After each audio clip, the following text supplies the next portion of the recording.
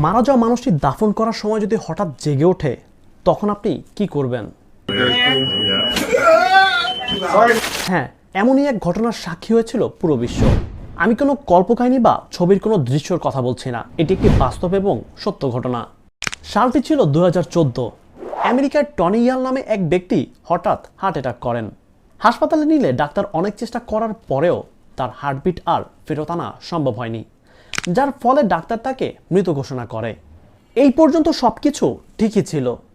Tony মারা যাওয়ার 45 minute অতিবাহিত হওয়ার পরই ঘটে একটি অলৌকিক ঘটনা। পরিবার যখন প্রস্তুতি নিচ্ছিল তাকে শেষ বিদায় জানানোর জন্য, তখনই তার হার্ট আবার পুনরায় ধুকধুক করতে শুরু করে, অর্থাৎ সে পুনরায় আবার জীবিত হয়ে যায়।